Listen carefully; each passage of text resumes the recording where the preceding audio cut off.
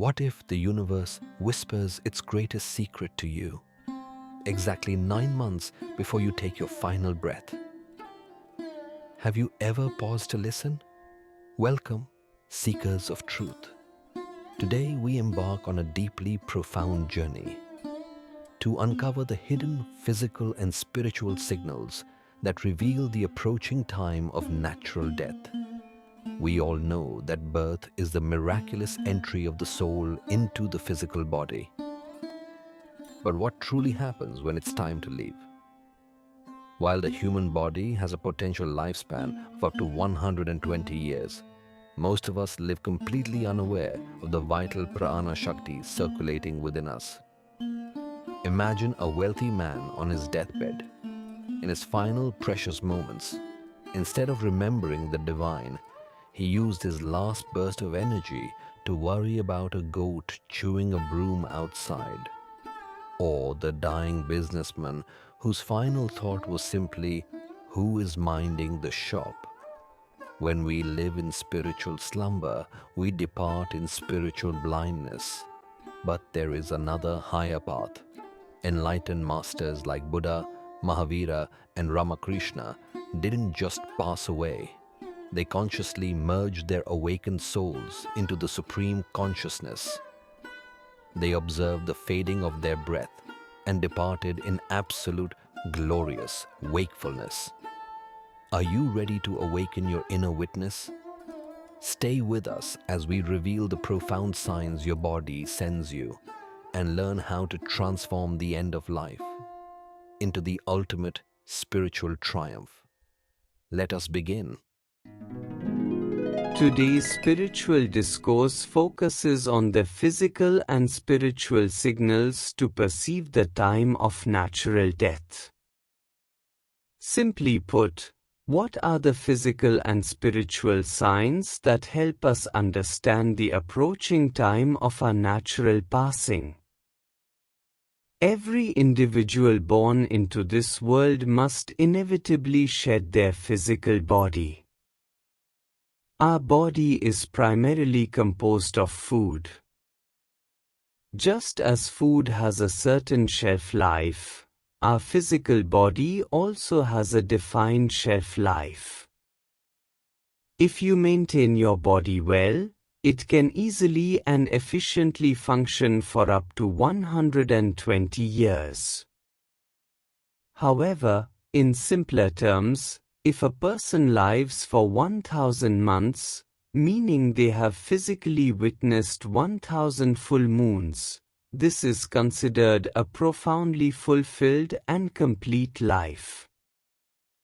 1000 months equates to approximately 84 years. If an individual lives a healthy life for up to 84 years, it is also acknowledged as a whole and complete lifespan. At its absolute maximum potential, a human being can live up to 120 years. So, first and foremost, we must understand what our birth truly is. Birth is essentially the entry of our soul into the physical body. There are two aspects to birth here. When the soul enters the mother's womb, actual life begins at that very moment. However, in a worldly sense, it is only when the child is delivered and emerges from the mother's womb that it is considered their birth. But in reality, their birth had already taken place the moment they entered the womb. Since we cannot know that precise time, we refer to their arrival into this world as the time of birth. Understand it like a plant's seed. We sow a seed inside the earth. There, it receives a little moisture, darkness, and a slightly warmer temperature, which causes the outer shell of the seed to break. The void within the seed merges with the void of the earth, and when these two voids unite, the sprouting of the plant begins. That is the moment consciousness enters it. For a little while, it remains and grows beneath the soil, and in about 15 days to a month, it emerges onto the surface of the earth, which is what we call birth. The exact same process happens with a human being. When the mother's egg, which we refer to as the seed, is penetrated by the sperm, the void within it merges with the void of the universe, and then consciousness expands into it.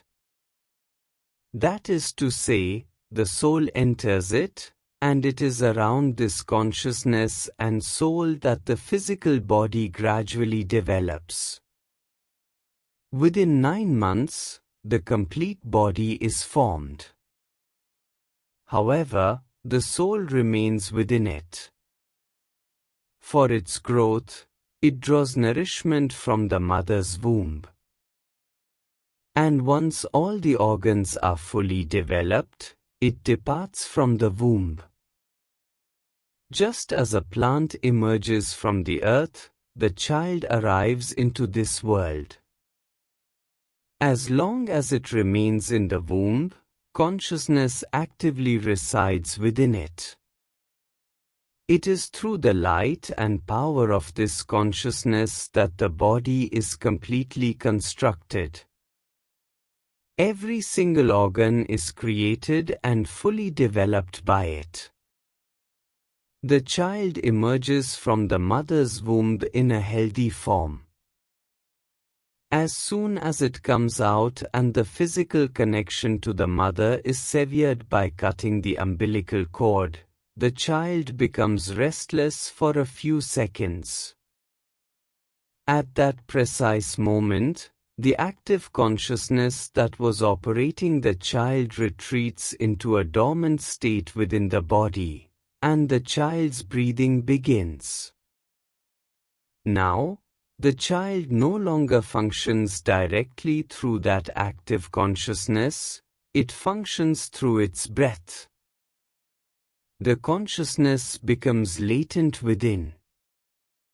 For its entire life thereafter, the individual lives through the medium of breath. Breath becomes its core sustenance. While it takes physical food from the mother, it is ultimately only because of the breath that the digestion of this food takes place. Gradually, their mind and body grow. After some time, the child begins to walk and talk.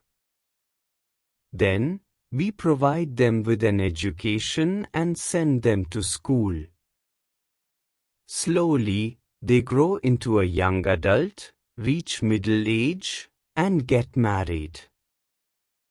And eventually, upon reaching 80, 90, 100, or 120 years of age, they leave their physical body. Therefore, today's profound talk is meant to explain the signs that appear when it is time to shed the body. Just as a child fully develops in the womb over the course of 9 months, similarly, 9 months prior to death, signals begin to manifest indicating that it is now time to depart from this world. These two processes are the exact opposite of one another. When a child is in the mother's womb, every single organ undergoes development, and the consciousness is fully aware of exactly how each organ is forming. Once completely developed, the child emerges from the womb. In the same way, as the time of death approaches, if a person has lived their entire life with an active awareness of their consciousness, even though consciousness remains latent, if one maintains a perceptive connection to it, or in other words, if you have the realization of your soul, then you will become completely aware 9 months in advance that you are about to leave this world. However, if you spend your entire life without being connected to the divine, without being attuned to your inner consciousness, and without cultivating the awareness of your inner witness, then you will remain completely unaware of when your time to leave this world will arrive. Therefore, if you wish to know during your lifetime when you are meant to leave this world, remaining attuned to the inner witness will allow you to depart consciously. Otherwise, you will leave this world in an unconscious state. If you leave the world unconsciously, you will be bound to take birth again. However, if you depart consciously, you will not be reborn as a consequence of your karmas or past actions. Rebirth will then only occur if it is the will of the divine. Now, first and foremost, you must understand what life truly is and why we have come into this world. Only when you come to a complete realization of what life is, and why the divine has sent us into this existence, will you dedicate your time to remaining established in the awareness of the inner witness. If you spend your life in a state of spiritual slumber, lacking even the desire to know why you have come into this world, then you are simply passing your entire life in an unconscious state. Generally, there are 3 fundamental states of being. One state, as you may know, is the Rajasic state that, driven by passion and activity. Another is the Sattvic state, which is characterized by purity and harmony. However, the primary state in which a human being typically exists is the purely physical or material state. In this purely physical state, you merely eat, drink, and spend your entire life without taking proper care of your body. Your life lacks any higher purpose or goal. You remain completely unaware of what is happening inside you. You have absolutely no realization of how your body functions. In this state of ignorance, even if a problem arises within your body, you make no effort to understand it yourself. You simply consume some random medicine, using it without truly understanding your body, and fail to take complete care of your health. Gradually, your physical body deteriorates. Because you are oblivious to your inner state and fail to comprehend even your external condition, you end up falling ill as death approaches. Your body breaks down, and you ultimately leave your physical form in a state of sickness.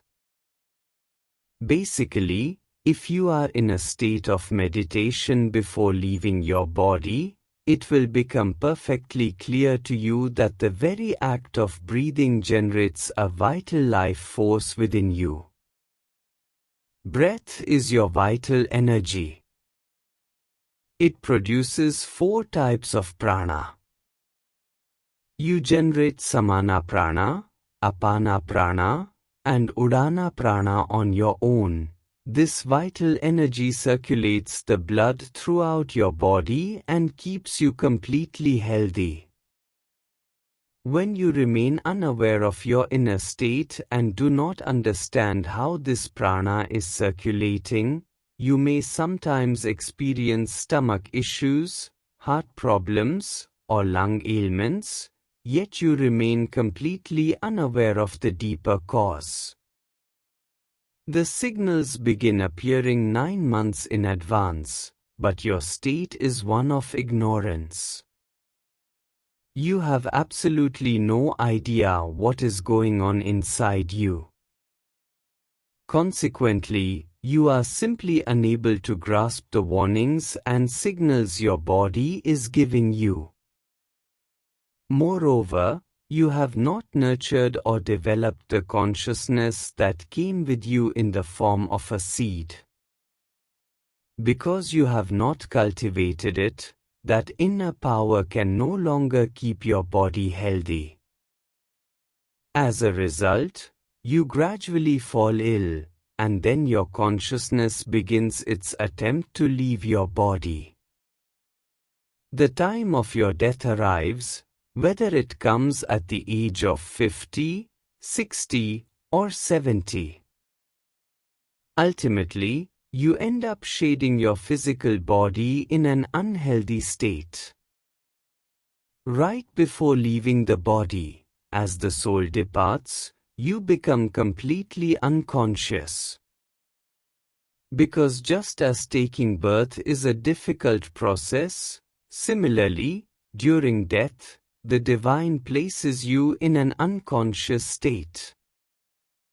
This is because the consciousness must detach and exit. Just as the birth of a child is an arduous process, the soul's departure in this state is equally difficult, yet you remain completely oblivious to it. And when you are formally declared dead, the consciousness that has left your body continues to observe the lifeless physical form from the outside. This describes the condition of the first category of people when death occurs. The second category consists of Rajasic individuals, those driven by worldly ambitions and activities. They work tirelessly throughout their lives but completely ignore the internal state of their physical bodies. They remain constantly occupied with work, accumulating wealth, and living for their families. They focus entirely on gathering the maximum possible material comforts and conveniences for their livelihood. Consequently, their consciousness also remains dormant in its seed form, as they make no effort to develop it. Even if some manage to develop this consciousness slightly, allowing it to rise from the Muladhara, that is root chakra, to the Swadhisthana or sacral chakra, it never transcends beyond the Manipura or solar plexus chakra under any circumstances, simply because they do not engage in any spiritual practice. Your entire life is exhausted merely in the pursuit of wealth accumulation. You live deeply attached to your family, and even when the time of death approaches, your thoughts remain fixated on money, because throughout your entire life, you never aspired for anything beyond material wealth. I am reminded of a brief anecdote. There was a man who fell severely ill and was on his deathbed. He was so deeply attached to his shop and business that his mind was occupied with it 24 hours a day. He never devoted any time to remembering or meditating upon the divine. Occasionally visiting a temple in a superficial manner was enough for him. If any worship or rituals needed to be done, he would simply pay a priest to do it. He never did anything himself. When he lay on his deathbed, his wife and all 3 or 4 of his children were gathered around him. His wife gently said, "Look, your eldest son is right here with you, your second child is standing by your feet, your third is standing over here, and your fourth son is pressing your feet." Upon hearing these words from his wife's lips, his eyes suddenly snapped open, and he exclaimed, "If all four of them are right here, then who is looking after the shop?" My point in sharing this is to show that he was so overwhelmingly attached to his shop that even on his deathbed, he could not think of anything else. When a person leaves their body in such a state, knowing absolutely nothing about the true purpose of their life or their inner spiritual condition, it is impossible for them to recognize their approaching time of death. Similarly, there was a wealthy man whose final moments had arrived, and he desperately wanted to say something. In his deteriorating condition, he was unable to speak and was trying to communicate through gestures. A doctor was summoned. The doctor suggested that if he were given a specific, expensive injection, he might gain the strength to speak a few words. The children assumed that since he was pointing outside, he must have buried some treasure there. Eagerly, they arranged for the injection. When he regained his senses for just a single minute, the only words that escaped his mouth were, "Oh brothers, the goat is chewing on the broom outside, can't you even pay attention to that?" The very moment he said this, his breath departed. First, the breath leaves the body, and only then does the consciousness depart. Sometimes, another phenomenon occurs. A person whose end is drawing near may suddenly appear to become perfectly healthy 5 to 10 days before their death. Just as the flame of a lamp flares up brightly right before it extinguishes, a sudden surge of clarity comes to some individuals. They suddenly realize what right and wrong deeds they have committed throughout their lives. They begin to confess their mistakes and clear their conscience. However, within a few days, they pass away. This happens because their consciousness never ascended beyond the Muladhara, root chakra. They could never rise above carnal and basic worldly desires. Throughout their entire existence, they never entertained any thought other than the accumulation of wealth. In such a spiritually stagnant state, truly understanding or connecting with one's higher consciousness remains entirely out of reach.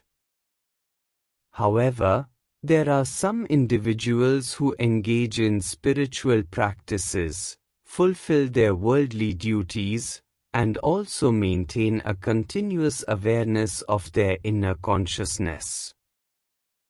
Their consciousness ascends beyond the Anahata, heart chakra, and sometimes, in deep states of meditation, it even reaches the Sahasrara or crown chakra. Such an individual becomes somewhat capable of perceiving the time of their own death. This is because when death is approaching, a person can no longer see the tip or the upper bridge of their nose with both eyes. The eyeballs naturally tend to roll slightly upwards, making it extremely difficult to focus on the upper part of the nose. If one recognizes this physical sign, they realize that they must depart from this world within a few months. When a person reaches this elevated state, having lived a life rooted in meditation, their consciousness may gracefully exit the body through the mouth or the eyes. My point is that if your consciousness is nurtured from its dormant seed form and flows freely up and down your spine, then a few days prior to death, you begin to clearly feel that your consciousness has ascended beyond the third eye, that is, Agya Chakra. When they are unable to see the tip of their nose, they also begin to receive profound intuitions, through their dreams and waking thoughts, that they are about to shed their physical body. This, too, is a highly elevated spiritual state. However, for the vast majority of people, this is not what happens.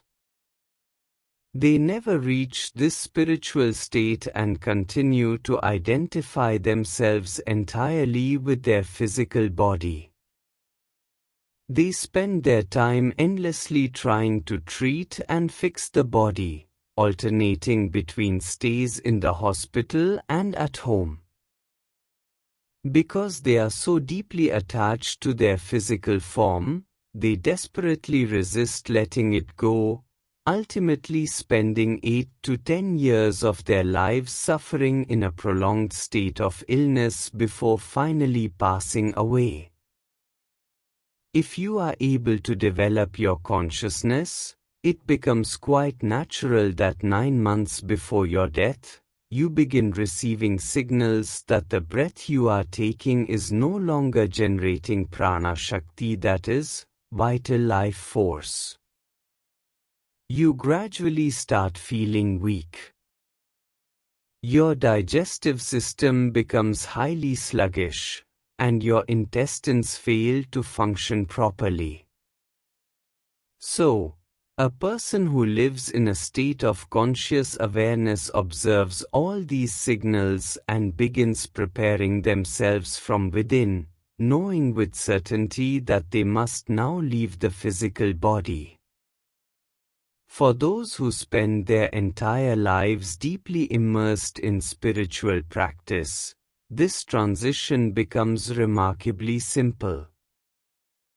Every single day, their consciousness exits the body through the Sahasrara or crown chakra and then re-enters it. It is as if they are not merely surviving on breath, but are living through a continuous, profound thread of consciousness. When a person begins to live through this thread of consciousness, they are aware at every single moment of exactly where their consciousness is, where it is moving, and precisely how much vital life force is being generated by the rhythm of their breath. As soon as they realize that there is a delay or decline in the generation of their vital energy, and that their consciousness, having ascended beyond the Sahasrara, is no longer descending, remaining permanently in a state of deep meditation, they intuitively know that they will leave their body in a few days. Sitting in such a state of samadhi, or ecstasy, they merge their individual consciousness with the supreme consciousness and gracefully shed their physical body in a state of absolute wakefulness. Those who leave their body in this elevated condition, in full conscious, are never reborn. There is no trace of disease in their departure. It is as if the tree of their physical body has fully blossomed, borne fruit, spread its fragrance, and achieved its ultimate purpose. They leave their body in that state of supreme fulfillment. Take Mahatma Buddha, for example.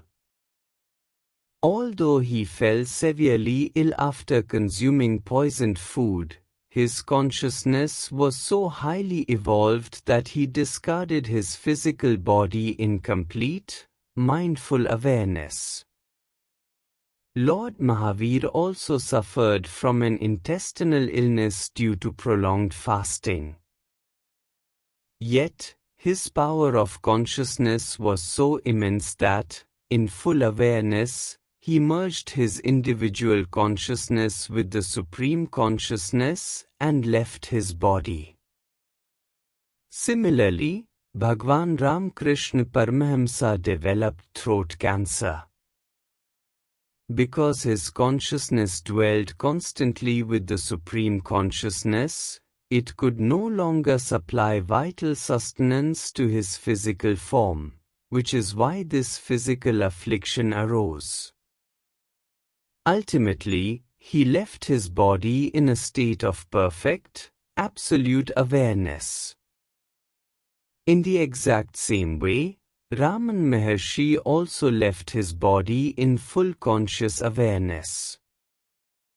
As for Lord Krishna, he was entirely and perfectly conscious.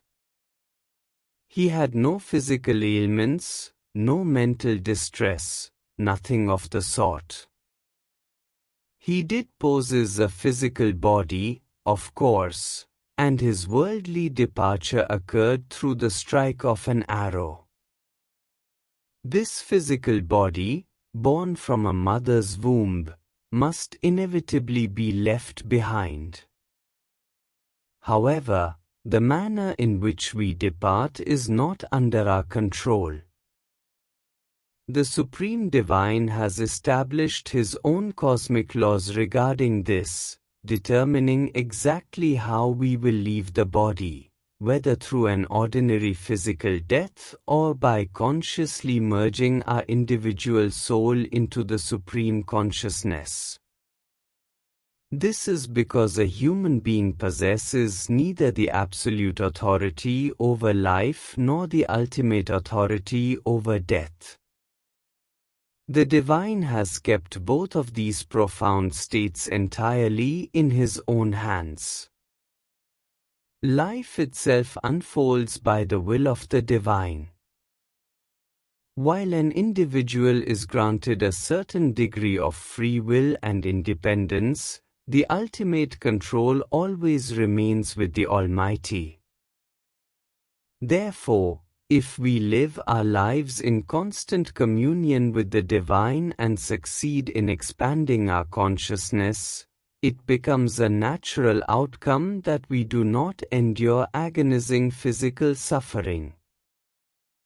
We are not afflicted by severe diseases, and we ultimately leave this life under the complete, peaceful mastery of our awakened consciousness. Thus, our ultimate purpose in life must be to develop and elevate our consciousness so that, before death arrives, we are able to seamlessly merge it into the Supreme Consciousness. This is the true dharma or supreme duty and purpose of our existence, and this is exactly what we must strive to accomplish in this lifetime. Thank you.